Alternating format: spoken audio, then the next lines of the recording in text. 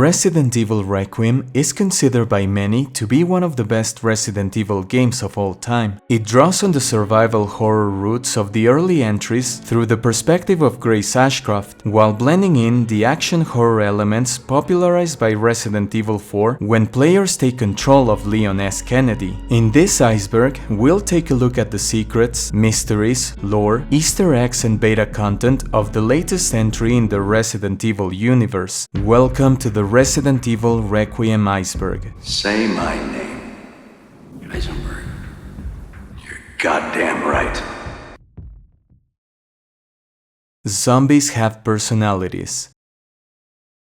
Zombies across the Resident Evil franchise are the most basic type of enemy we encounter. As such, any vestige of their identity before becoming human flesh eaters is completely gone, save for a few instances. One of the most memorable is the zombified police officer hitting a vending machine at the RPD trying to get a snack in the Resident Evil 2 remake. As far as I know, Resident Evil Requiem is the first game that provides zombies with a personality that blends with their savage instincts. We can see a maid who is completely obsessed with order and cleanliness when she's not after you. I recall feeling Grace's pain when this enemy attacks you, clawing at your face with such vigor that it feels as if she's trying to tear it off entirely. Martin L. Case, also known as the Blind Zombie, started experiencing auditory hallucinations after being overdosed with a medicine called Cipreval, becoming aggressive and difficult to control. We can avoid this zombie by walking slowly, but if Grace or Leon aren't careful, they'll be hit by the zombie's IV stand. Eileen Simerson got some of her cranial nerves removed, resulting in her acquiring what is known as main character syndrome, a tendency to see oneself as the central figure in everything happening in the world. The patient medical records file states that she wanders around the care center singing, much like a similar patient, Selena Corey. Selena had been diagnosed with histrionic personality disorder, evident in her wandering and constant performances.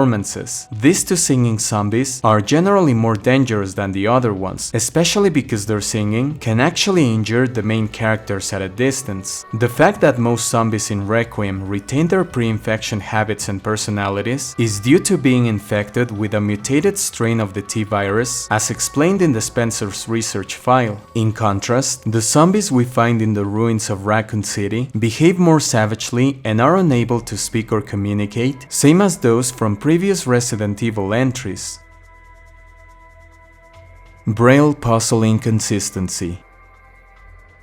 It is completely possible that Grace could have solved the Braille puzzle without Emily's aid. First of all, if we pay attention to the safes in the care center, the first two have the sun, moon and star symbols and their corresponding Braille equivalents. On top of that, once you press one of the buttons, the hand will point at the selected symbol, meaning that just by pressing them, she would have eventually entered the right combination. Resident Evil Requiem pays great attention to detail, but I think Capcom should have modified this puzzle in a way that Emily's aid had been strictly necessary to solve the last puzzle at the care center. Leon's posture.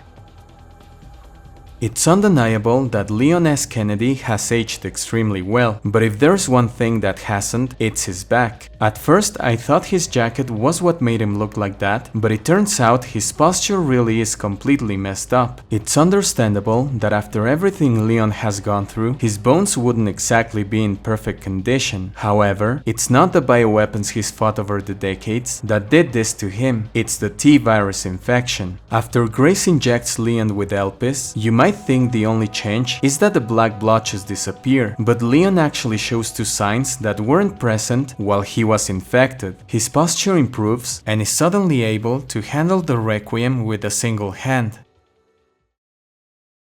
Requiem single bullet.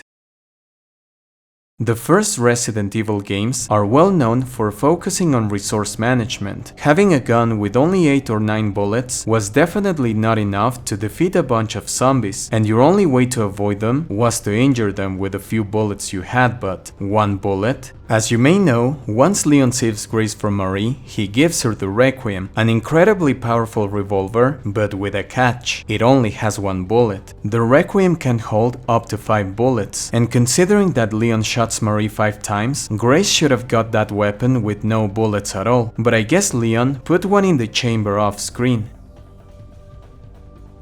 Raccoon City Syndrome.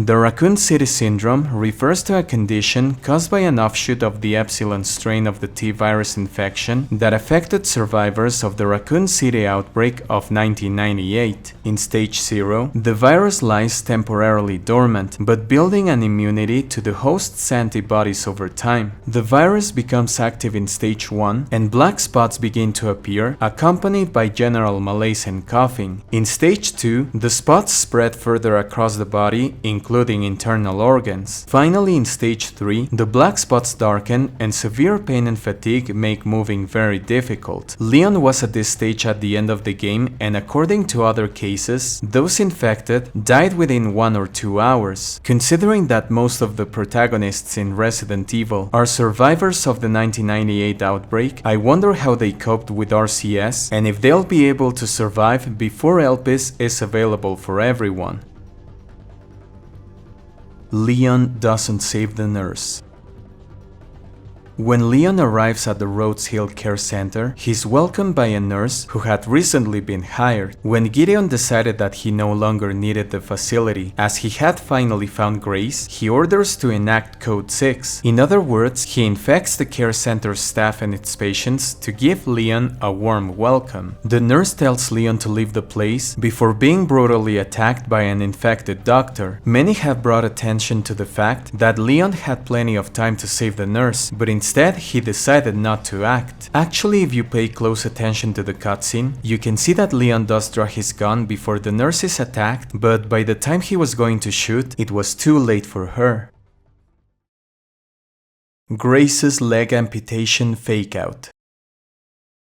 When Grace and Emily are about to exit the care center basement elevator, Marie suddenly grabs Grace's leg, preventing her from escaping. We can see the elevator is about to fall as the cable slowly gives way, and when it finally snaps, the elevator drops, accompanied by a burst of blood coming from what appears to be Grace's leg. The camera then cuts to Grace, sweating and screaming, as if she were in intense pain. Even though it might seem unlikely for something like this to happen to one of the protagonists, Capcom knew what they were doing, as the scene successfully fooled many of us into thinking that something really bad had happened to Grace Ashcroft. This scene actually reminds me of that moment in Hannibal, where Clarice Starling handcuffs herself to Dr. Hannibal Lecter, and he threatens to cut off her hand if she doesn't give him the key. He then appears to go through with it, and the movie briefly fools us into thinking that Clarice is the one who has lost her hand, as she seems to be screaming in agony. However, it's later revealed that it was Hannibal Lecter who actually cut off his own hand. The blind zombie is the most powerful enemy in the game. If anybody knows how much damage the blind zombie inflicts on other enemies, please let me know, but its IV stand is way more powerful than the Requiem. For instance, Chunk takes around 3 headshots of the Requiem to go down. However, if you throw an empty bottle to Selena or Chunk, it only takes a single hit from this madman to get rid of them. Elpis is overpowered.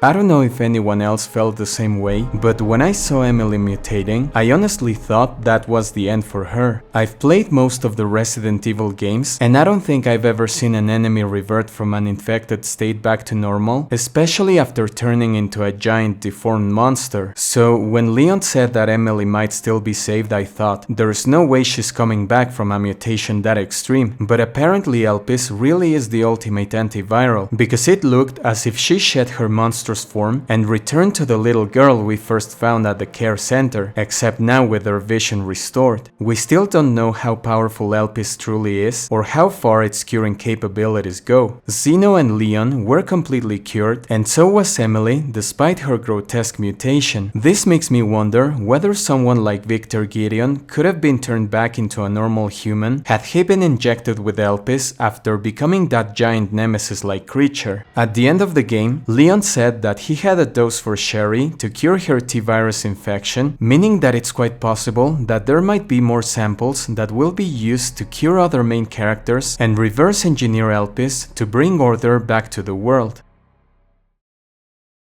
RPD Easter eggs.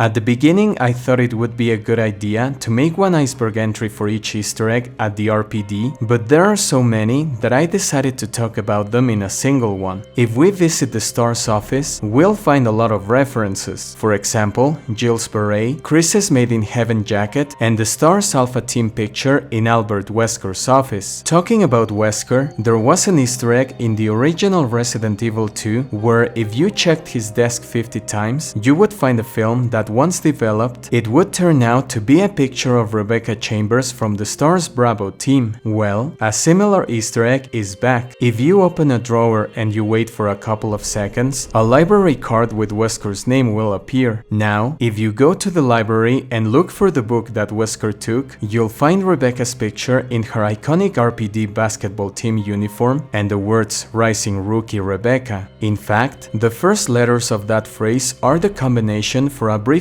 located next to Wesker's office that contains a charm in the form of his iconic sunglasses. The Welcome Leon banner can be found rearranged by Zeno or Victor that spells Leon we come. We can still find the missing L from the infamous Welcome Leon with double L from the original Resident Evil 2, or maybe it's the missing L to make the Leon we come message. Almost 3 decades after the Raccoon City outbreak, we can still find a zombified police officer wandering the RPD. However, we can find a familiar zombie that was missing his lower jaw back in RE2 but now turned into a skeleton. I don't think there's common agreement on how to make the following 2 Easter eggs appear, but I think you need to check all the Easter eggs in the STAR's office and some pictures scattered across the RPD. If you do it and go to the West Wing, you'll find that police officer trying to get something from the vending machine in RE2, but of course a bit low on weight. If you've triggered that, you can also find a beloved character from Resident Evil 2, Tofu. He'll appear in 3 locations at random, but here's my footage encountering this white block with Jill's beret. Finally, if you go to this location, you'll find some keys with the name Jojo. If you go to this shelf, you'll find a bunch of Capcom references. We can see a Street Fighter Alpha poster, a Street Fighter Alpha 2 game, a Mega Man 8 disc, a Resident Evil 1 game, and a gaming console that I don't think I'm familiar with. You can also find a couple of tickets from the Raccoon Zoo, a place that appears in Resident Evil Outbreak File 2.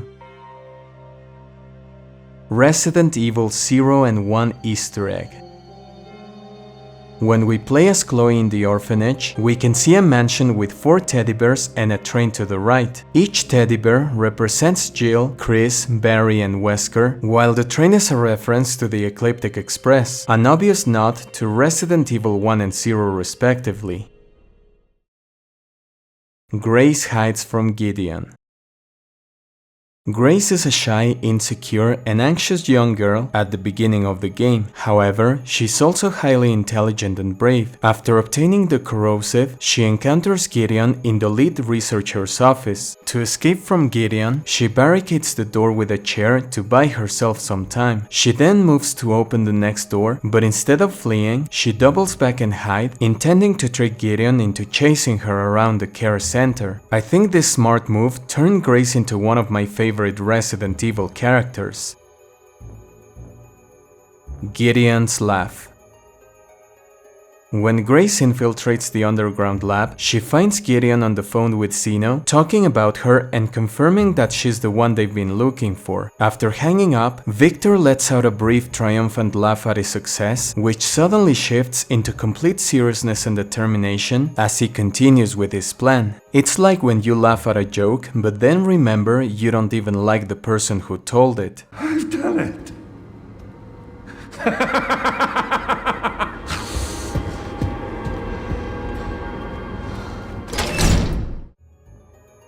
Miranda's painting. Before releasing or destroying Elpis, Grace finds Spencer's office at Ark, where we can see a couple of his belongings. Among them, there's a painting of a woman facing away with the letter M. Apparently, this is a painting or picture of Miranda holding her baby Eva. Since Miranda played an important role in Spencer's vision, it's not surprising we can find a reference to Spencer's mentor. Attacking elite guards with a liquor. I wish I had known this during my first playthrough, because I struggle with the guard with the riot shield, but if you shoot at this container, you'll free a liquor that will take care of the remaining guards for you. However, once it's done, you'll have to take care of it. Leon and Grace's costumes adapt to cutscenes. Capcom did an excellent job at making Resident Evil Requiem a game full of detail. This is evidenced by the fact that, depending on the costume Leon or Grace is wearing during certain cutscenes, they'll perform certain actions depending on the context. For example, when Grace enters her boss's office, she grabs her glasses while talking about her report when she's in her default FBI costume. If she's wearing any other costume that doesn't include glasses, she has a different animation. The same happens with Leon when he takes off his gloves. If he's wearing his film noir costume, due to the lack of gloves, this animation doesn't take place. April Fool's voice swap. On April 1st, the official Resident Evil X account posted a video showing a couple of RE Requiem cutscenes with Leon and Grace's voices swapped. Here's the video. Grace Ashcroft. Yeah? Well, I think I want a second opinion. Leon Kennedy, DSO. DSO? I'm Grace, Ashcroft, FBI. FBI? What are you doing here? Well, someone kidnapped me. Victor Gideon? I don't know. Well, we should leave. Product Catalog 1 and 2. You can find a list of prices for many of the bioorganic weapons we're familiar with in the underground laboratory Ark. Product Catalog 1 lists the following BOWs and their prices. Cerberus, $30 million. Umbrella Corporation Cerberus has been further enhanced and enlarged, resulting in increased combat capabilities. It can track and pursue targets at speeds exceeding 60 miles per hour. Liquor, $14 million. Originally an infection anomaly, rigorous experimentation revealed the key to activating the mutation, paving the way for commercialization. Product boasts enhanced climbing capabilities and possesses sharp claws and a pointed tongue.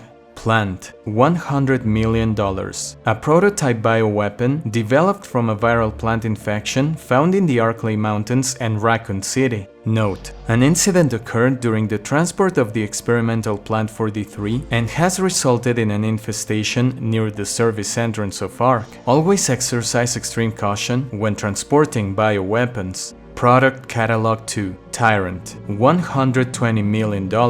A humanoid bioweapon with exceptional combat capabilities. It can execute simple commands such as tracking and eliminating targets, and comes with a code as standard for effective human disguise. Nemesis, negotiable. Based on the Umbrella Corporation's parasitic Nemesis Alpha, this mass-produced model focuses on cost reduction and performance enhancement. Repeated improvements have resulted in a significant boost to physical ability and recovery, regardless of the host's durability. Considering all the BOWs Jill, Leon and company have massacred over the span of 28 years, we can say it hasn't been cheap for Umbrella or other evil corporations. Leon's wife. Leon S. Kennedy is revealed to be married as he is seen putting on a ring at the end of the game. Given his interactions with several female characters, mainly Claire and Ada, some fans believe that he may be married to one of them. Leon has repeated lines originally said by Ada across different Resident Evil games. I was just resting my eyes. Just resting my eyes. Of course this isn't real evidence, but it's an interesting detail nonetheless. Many Resident Evil fans would like Leon and Claire to end up together, but I don't really think their interaction was deep or significant enough to build that kind of connection, especially considering that they went through the Raccoon City outbreak separately in RE2 and its remake. Of course there are many events that unfolded between games that we never got to see, but I guess only time will tell. Another recent theory suggests that Leon's wife could actually be Ashley Graham, judging by a picture of an adult Ashley that was found in the Resident Evil 4 remake demo. Personally, I don't see the correlation between the two things. If the picture had been found in the files of Requiem, it might have been a hint. However, considering that the photo was discovered in the data of a demo that predates Resident Evil Requiem, the theory might be a bit of a stretch. Apparently, Leon's wife's identity will be revealed in Resident Evil 9's DLC, which is expected to be released sometime this year.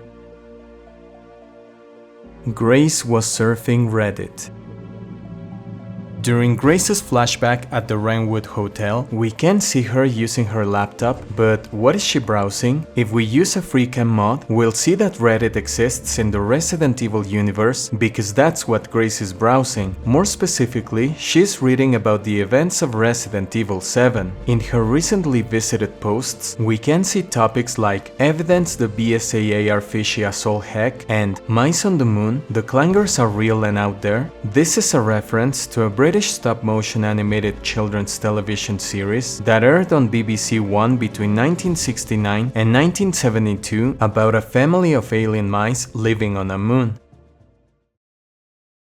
Sterilization strategy. The missile strike deployed by the US government that wiped out Raccoon City and its infected inhabitants back in 1998 served the purpose of preventing the infection to spread beyond the borders of this American city. However, in Resident Evil Requiem, we discovered that the US government wasn't alone in this decision, as the Connections, an international crime syndicate dedicated to producing and selling bioweapons, also took part in Raccoon City's destruction. There were two more reasons behind the sterilization of the city: for the Connections to take over Spencer's underground laboratory known as ARC to secure Elpis, a virus believed to grant the ability of mind control, and to eliminate any evidence that connected the US government with Umbrella and the Connections. ARC continued operations for about 28 years, developing bioweapons and studying a mutated strain of the T-virus until it was destroyed in 2026 after Leon and Grace infiltrated the laboratory and released Elpis. Emily is reading The Village of Shadows. As a blind child, Emily was taught to read Braille to keep her busy, while Gideon and the staff performed experiments on her. When we first encounter her, she's seen reading a book that happens to be a Braille version of The Village of Shadows, a story that Mia is reading to Rose at the beginning of Resident Evil Village. Bad ending. I'm honestly glad I got the good ending in my first playthrough, because the bad ending is quite depressing, and I don't know if that actually affects the way you experience the game. Trusting somebody like Spencer on the true nature of Elpis is difficult, so it's understandable why most players chose to destroy it instead of releasing it the first time. As many of you know, Leon tragically dies at the hands of Zeno after helping Grace escape Ark's destruction. I don't think it's just the fact that Leon dies that is shocking, because we've seen game over screens in RE4, especially the original, that are quite grotesque, but the fact that we see him dying in an actual cutscene in such a grotesque way, sick, exhausted, and at the mercy of one of the most overpowered villains in the game. Thankfully, and as expected, this ending isn't canon. BSAA's bioweapons.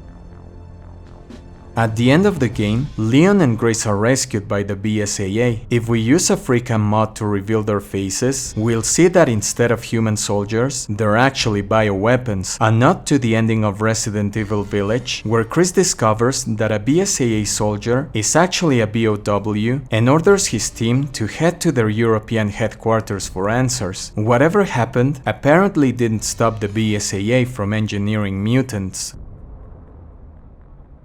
Chloe is not Grace's clone.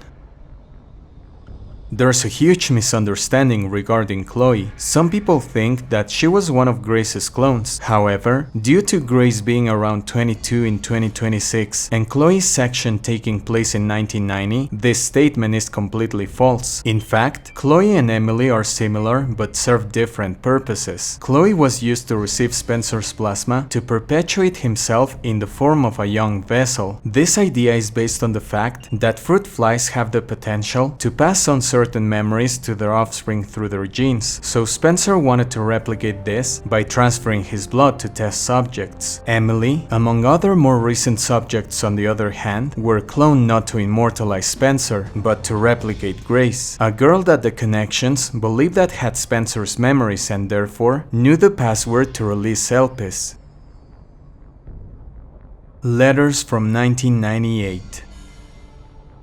Leon might be one of the coolest characters, and without his influence in many of the events in Resident Evil, especially Requiem, the world would be a much darker place. In spite of this, he still suffers from the guilt of having been unable to save certain individuals such as Marvin, Kendo and his daughter Emma. However, when Leon revisits Raccoon City in Requiem, he finds a series of letters that gives us a deeper look on what's going on inside the mind of the victim, more specifically of a little girl called Meryl. Let's take a look at her letters. Mommy, good morning, sleepyhead. Don't get mad, but I decided I'll go get daddy by myself. I'm bored of staying inside. Those people won't let us out even when we say pretty please, but it's okay. I'm small and can sneak through the fence. I'll look at the gas station first. Daddy really likes the candy there. Maybe he stopped to buy some. I love you, mommy. See you soon, Meryl.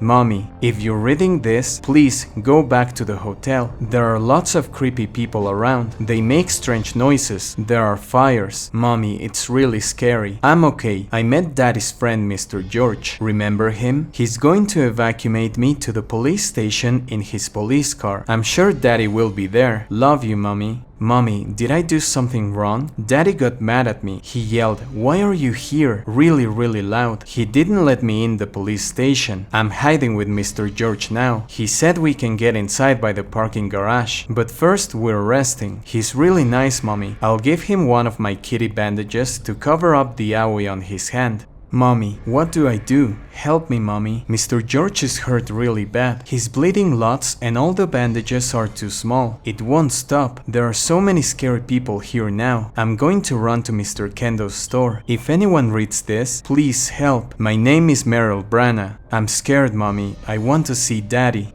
As you can notice, the girl in question is none other than Marvin Branagh's daughter. Once Leon gets to Kendo's gun shop, Leon finds a pair of small red shoes and further ahead another note, but this time it's completely empty. As expected, among the victims of Raccoon City, there were countless children, but learning from the very words of a girl that happens to be Marvin Branagh's daughter, Leon must have felt even guiltier of the events of 1998, even though nothing was his fault. Resident Evil 8.5.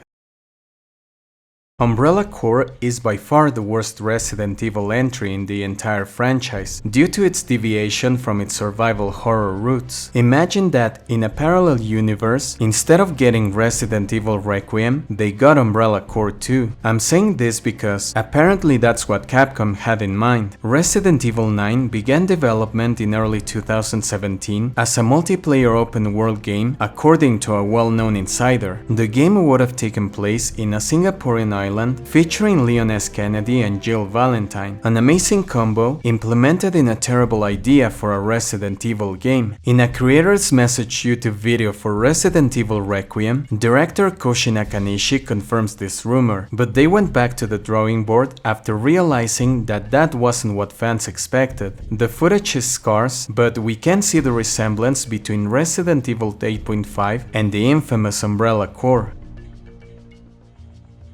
Grace wasn't infected. We know that the T-virus is highly contagious as evidenced by the sudden outbreak that took place at the Rhodes Hill Chronic Care Center. Taking into account that all it takes is a bite from an infected, something we see happening to Grace at the Wrenwood Hotel, this raises an important question. Was Spencer telling the truth about Grace being a normal child, or was she actually one of the first, if not the first human injected with Elpis? This would explain Grace's immunity to being bitten by a zombie, and I don't mean those zombies that happen to bite us during our playthrough, but during a cutscene, implying that this was a canon event. It might be a bit of a stretch, considering that gameplay-wise, it doesn't make sense to have a protagonist succumbing to an infection this early in the game. The commander is Hunk.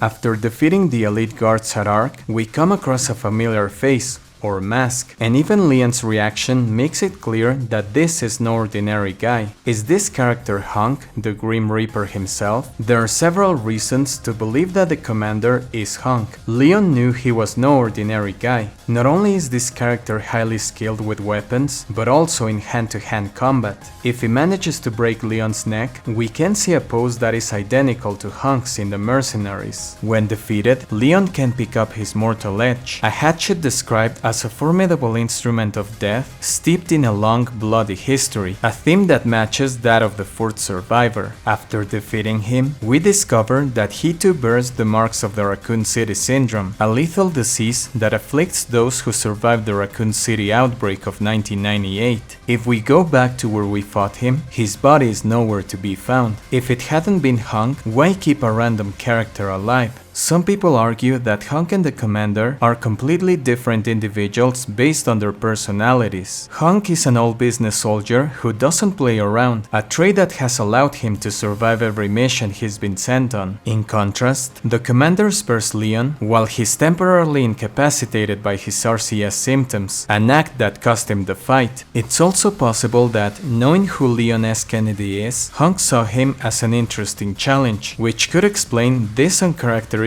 behavior. Personally, I think this is Hunk, but what do you think?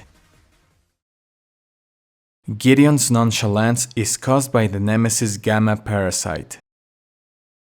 There's no doubt that Victor Gideon is a brilliant scientific mind. However, certain aspects of his behavior come across as careless. To begin with, when Gideon manages to kidnap Grace, he doesn't take her away discreetly. Instead, he's seen by numerous witnesses carrying an unconscious girl through the streets of Wrenwood City. He then fails to ensure that Grace cannot escape the room where she's being held. On top of that, he triggers an outbreak, exposing an anxious, fragile, and inexperienced girl who, according to him, is the only person on Earth capable of unleashing the ultimate virus. While Gideon could simply be incompetent in certain areas, it's also possible that his recklessness stems from the Nemesis Gamma parasite inside his body. This could explain certain behaviors reminiscent of the pursuer Nemesis. As long as he achieves his objective, he seems unconcerned about his methods and being seen by countless witnesses. Even if this version of the parasite appears more stable than the iconic Nemesis Alpha parasite used to create the Pursuer, it is still a parasitic organism that may impair the host's decision-making.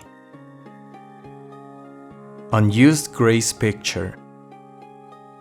This is a very interesting finding. Thanks to Overseer from the Resident Evil wiki who found this picture in the game files, we can see a 7-year-old Grace sitting on a bed in what appears to be an orphanage. We know it's Grace as a child because her name is written in Japanese on the back of the picture as well as her age. Same as Emily, we can see that she has cataracts, but a more disturbing element is that her clothes are stained with blood. It's possible that this version of Grace became Emily later in development, but nobody knows for sure.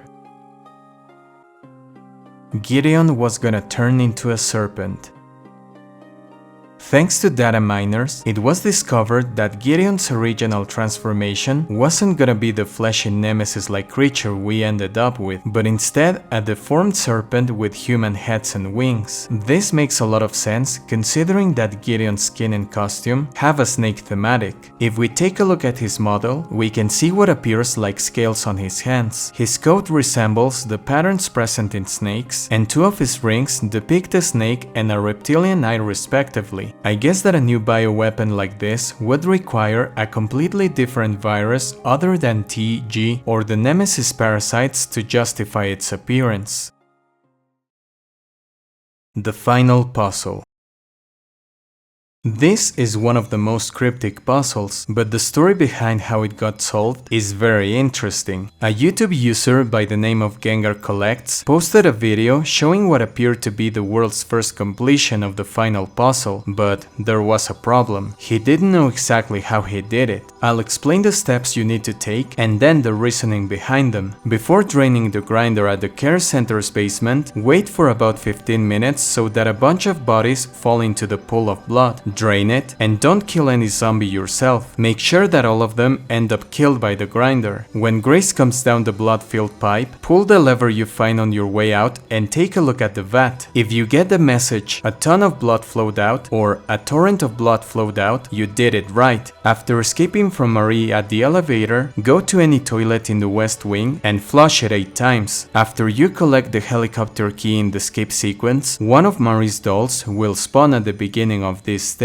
Finish the game as normal, start a new save file, and you'll see that Marie's doll will be in Grace's supply box. Get to the point where you free Emily and take her and the doll to the save where you get the star quartz. Enter the sequence Sun Sun Star, Sun Moon Star, Sun Moon Sun, Moon Star Moon, and congratulations! You've solved one of the most cryptic puzzles in the entire Resident Evil franchise. However, the reasoning behind it is really not that simple. Let's see how it works. If your playthrough was similar to mine, you may have wondered what the purpose of Marie's hand and the hourglass was, because they're not your typical key items. Well, if you take the hand to a laser microscope for analysis, the screen will display the message, "Let's play," followed by some sort of password composed of the letters G, C, A, and U. These letters can be found across different items and files. For example, the laser microscope in the blood lab has a sticker that says G equals 150 million. In Grace's blood analysis report, at the bottom of her results, we'll spot a piece of information that doesn't seem to match with the rest of the items. C equals 4.2 light years. If you like astronomy, these numbers may ring a bell for you. 4.2 light years refers to the average distance between the Sun and the closest star to our solar system, Proxima Centauri. 150 million is the average distance in kilometers between Earth and the Sun. If you examine the hourglass and you put it upside down, you'll notice the sand falling. If you're patient enough, you'll see another hidden message, U equals 380,000, another significant number in astronomy, as it's the distance between Earth and the Moon. These letters obviously represent the symbols in the safes, but what about letter A? Well, in order to find out, you'll need to defeat Mr. X. Go to the basketball court and kick the head of Toy Uncle through the fallen hoop. Go to Kendo's gun shop and you'll find Toy Uncle's torso. If you interact with it, it'll say, just ignore A. In other words, none of the A's in the secret code serve any purpose whatsoever. What about the 15-minute wait at the grinder? Well, according to the Subject 170 record file, it states that the blood collected from 115 infected was administered to Marie. 15 minutes is more or less what it takes for the machine to drop 115 bodies, but I think nothing hints at letting the grinder take care of the zombies instead of Grace herself. The toilet flushes are hinted at the investigation report file, which shows a picture of a corpse inside a bathroom stall. On one of the walls, we can see what appears to be a Nate written in blood. Now, considering all the extremely cryptic and specific steps, how is it that the world's first completion of the puzzle was done by accident? I found a skeptical comment on Gengar Collects video that drew my attention. It says the following.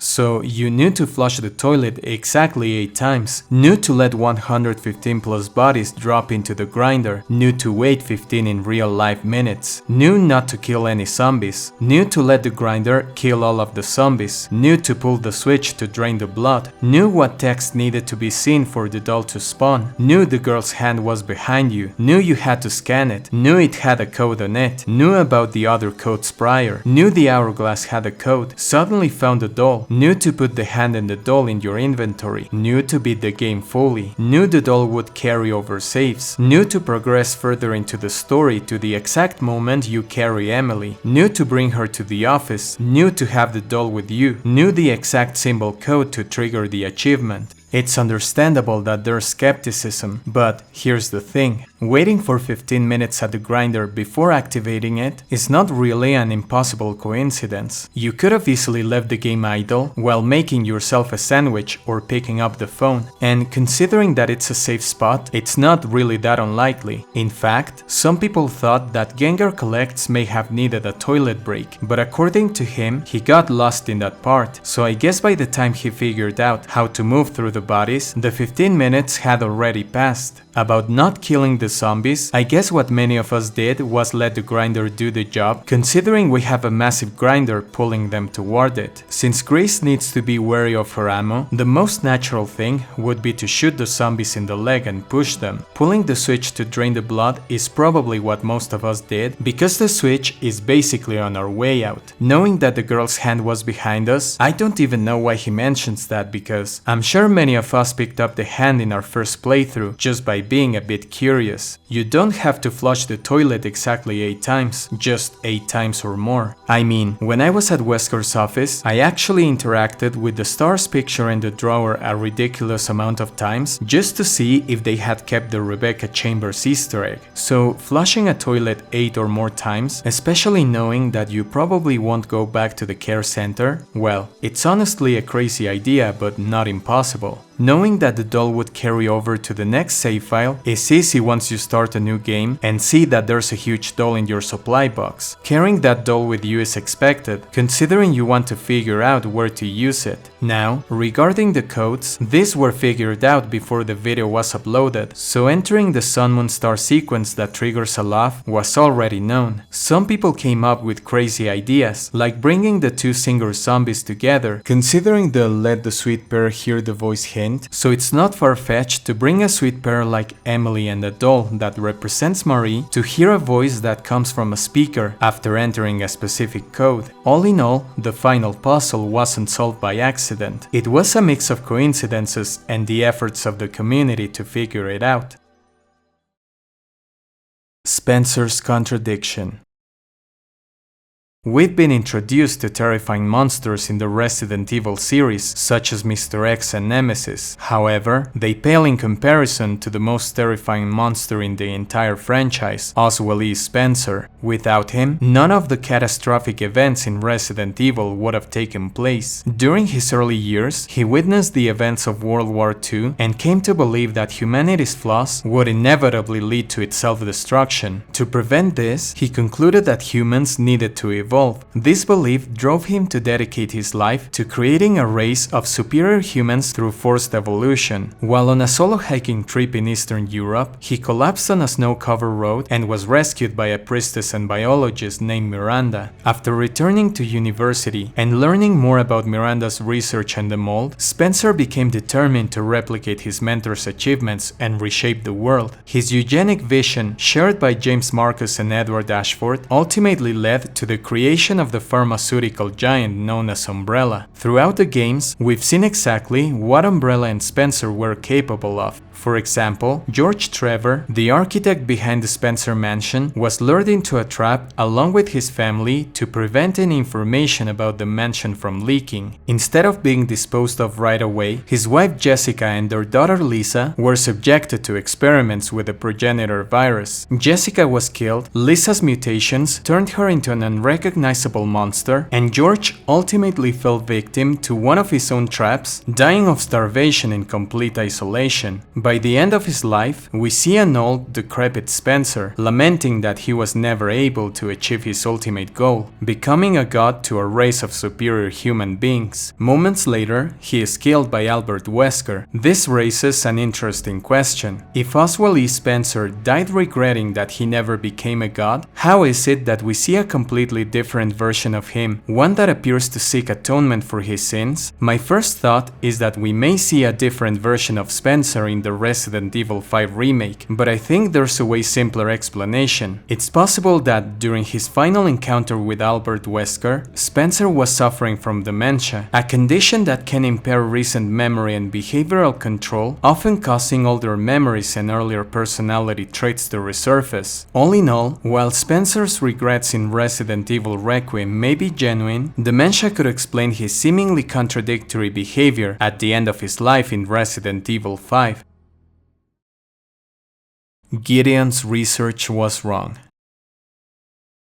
Imagine spending almost 3 decades of your life completely focused on a single subject, a philosophy, a worldview that you dedicate everything to making real, only to realize at the end that you were completely wrong. A lifetime of effort and sacrifice thrown away. That is the story of Victor Gideon. We know that Victor Gideon is the main antagonist in Resident Evil Requiem, but why is he? Gideon was a T-virus researcher at Umbrella. Unlike many employees of the pharmaceutical company, he didn't work only for a paycheck, but to fulfill Spencer's vision of creating a new race of superior humans. When the Connections took over ARC, they discovered the existence of Elpis, a virus believed to have the power to upset the global military balance. However, this virus was protected by a system that required a password to release it. If the wrong password was entered, it would destroy Elpis. Since Spencer was the only one who knew the password, the Connections had no access to it. However, after learning about Spencer's experiments to achieve immortality, transferring his memories into a younger vessel, they began to believe that a successful clone might exist. When Gideon learned of Grace's existence, he believed she was such a clone, potentially carrying all the information needed to release Elpis. This former Umbrella researcher obtained Grace's genetic information, not as physical material, but as data, and attempted to replicate it countless times in order to create a subject similar to Grace, one that could potentially have Oswald E. Spencer's memories. The last clone Gideon created was Emily, a relatively stable subject unlike Marie, who mutated beyond recognition. Grace Ashcroft, Alyssa Ashcroft's daughter, was difficult to track down until she got a position as an FBI intelligence analyst. It is after Grace is successfully located and kidnapped that the events of Resident Evil Requiem unfold. At this point, Gideon believes he's closer than ever to fulfilling his master's plan, but in reality he is not. In fact, he was never even close to what Spencer truly intended with Elpis. Thanks to an interview with Spencer conducted by Alyssa Ashcroft, Grace discovers that Elpis is not a virus at all, but an antiviral created as atonement for his sins. When Grace releases Elpis, Zeno injects himself with it, believing it'll grant him greater powers. Instead, his abilities faded away, turning him back into a normal human being. This is all witnessed by Gideon, who instead of being disappointed, delights in his master's genius. As a loyal follower of Oswald E. Spencer, Victor Gideon agreed to carry his torch, but for the wrong reasons. He wasn't aware that Spencer wanted redemption, and probably he thought that his master's goal was to destabilize the current world order with an antiviral, to cause trouble to all of Spencer's rivals even after his death. If we believe in Spencer's words, then Victor Gideon failed to understand his master. Oswald E. Spencer wanted to protect Grace Ashcroft, but instead, Gideon caused harm to her in multiple occasions. Spencer wanted to release Elpis to make amends, but Gideon thought that by releasing Elpis, he would destabilize all the bioweapon industries around the world. If Gideon had learned the truth about Spencer's regrets, would he have followed his master's true wish and stopped harming humanity? Or would he in the end have forged his own path to bring about a new era? Without a doubt, Victor Gideon is one of the most tragic villains in the entire Resident Evil franchise.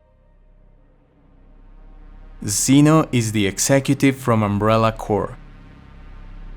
I'm not very familiar with Umbrella Corps, but in this game, there is a character known as the Executive, a high-ranking official in Umbrella Corps whose true identity is unknown, even to other high-ranking members of the organization. There are a couple of interesting facts about this mysterious character. For instance, he was voiced by DC Douglas, the same voice actor who portrayed Albert Wesker in Resident Evil 5 and several other Resident Evil games from that era. What makes the Executive particularly interesting is that at the end of each mission, you can hear him speaking to the player about their performance. Have some bad news. You will bring me good news, or you will bring me your own obituary. My apologies, sir. We failed. I don't need your excuses. You are hereby terminated. Well, maybe bonus points for an honest effort? I have no interest in honest effort, only results. Well, sir, what did you think?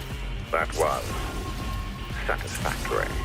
Not only does he share Wesker's voice, but many of his lines also sound exactly like the kind of things Wesker would say. When the main character is sent to the same village where Leon S. Kennedy first fought Los Iluminados, it is mentioned that the commander seems very interested in the location and speaks about it as if he had been there when everything originally happened. In the original Resident Evil 4, Wesker doesn't appear to be present in Spain. However, in the Separate Ways remake, Wesker personally saves Ada Wong from Vitores Mendez and the villagers. This suggests that, despite communicating remotely with Ada, he was actually close enough to step in and take matters into his own hands if necessary. Since the events of Umbrella Corps take place after Resident Evil 5, the executive could not have been Wesker himself, as he was already dead. Because of this, some fans have theorized that the character might be a clone, and more recently, it has been suggested that this clone could be Zeno. The fact that he knows details about the villagers in Spain that seemingly only someone who had been there would know might not necessarily mean he visited the village himself. Instead, it could be because he retained memories from the original Albert Wesker. Considering that Zeno not only possesses powers similar to Wesker's, but also shares a similar appearance, voice and personality, it isn't too far-fetched to think that he might also have inherited some of Wesker's memories. Thank you so much for watching. If you're interested in more video game icebergs, check out my channel, and if you're interested in Pokemon icebergs, you can watch them on my EisenBerg channel. See you in the next one.